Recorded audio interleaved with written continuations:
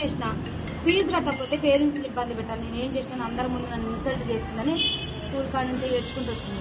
మా ఇంట్లో పని ఉంటుంది, పూలమ్మ అని ఉంటుంది. పూలమ్మకు కూడా చెప్పింది. పూలమ్మ ప్రిన్సిపల్ మేడం నన్ను చాలా టచ్. నేను నైటీ మీదనే ఉన్నా.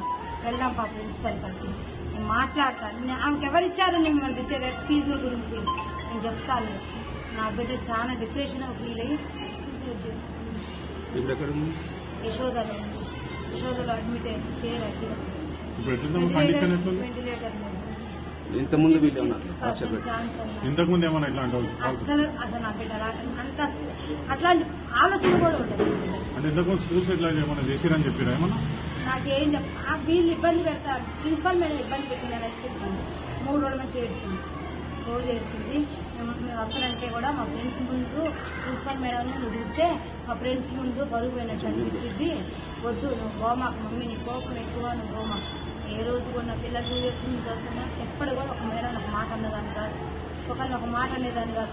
నా పిల్లలతో పాటు వేరే పిల్లలకు కూడా బాక్సులు పంపించిన. నాది మామూలు పొజిషన్ అయినా పిల్లలకు అన్నం లేని పిల్లలు కూడా చాలా మంది అన్నం. 10th క్లాస్ చదువుతున్నాను. ఇంటి పక్కన వాళ్ళకి, బిల్డింగ్ వాళ్ళకి, అపార్ట్మెంట్ వాళ్ళు అందరూ చెప్పింది ప్రిన్సిపల్ ఫీజు గురించి నన్ను ఇబ్బంది చేస్తుంది. మా ఇంటి పన్నామ కూడా చెప్పింది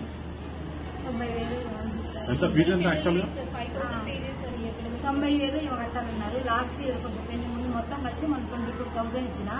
అయితే ఇంగ్లీష్లో తక్కువ మార్కులు వచ్చిందని లాస్ట్ 1 month 2 months క్రితం బాబుని టార్చర్ చేశాను. బాబు డిప్రెషన్లోకి వెళ్ళిపోయింది. వీళ్ళ వల్ల బాబుకి ఇప్పుడు దగ్గర 1 lakh ట్రీట్మెంట్ అయింది. నా దగ్గర అన్ని రిపోర్ట్స్ ఉన్నాయి, అన్ని ఫైల్స్ ఉన్నాయి. నేను బంజారా హిల్స్ సైకాలజిస్ట్ ఆశా హాస్పిటల్లో చూపిస్తున్నా. డాక్టర్ చైతన్య దగ్గర చూపిస్తున్నా. ఓన్లీ బాబుకి 35 40 వచ్చిన ఇంగ్లీష్ మార్కులని ప్రిజర్వ్ చేశాను. బాబు సేమ్ 10th క్లాస్. అయితే వేరే కట్టాల్సిన ఫీజు బాబు ట్రీట్మెంట్ పోవాలి. ఆల్రెడీ బాగా సార్ కూడా చెప్పిన బాబుకి అబ్నార్మల్ ఉంది, బాబు కండిషన్ ట్రీట్మెంట్ నడుస్తుంది, బాబుకి ఎంత బాగాలేదు కానీ ఆ డబ్బులు అట్లా యూజ్ చేస్తున్నా. లోన్ పెట్టిన, లోన్ రాగానే ఒకేసారి ఎట్ ఏ టైం నేను ఎంత ఫీజు ఉంటే అంత క్లియర్ చేస్తాను కూడా మా సార్ చెప్పింది. బాబు కూడా బాగాలేదు. బాబు కూడా మన మధ్యసింకం పోయింది స్కూల్ వాళ్ళు. టార్చర్ పిల్లల్ని ఏం ఫెయిల్ అయితే మనం రాసుకోకూడదు. ఇయర్ లాస్ అయితే నెక్స్ట్ ఇయర్ చదువుకోకుండా ఎందుకు పిల్లలు లేనప్పుడు చదువు ఎందుకు?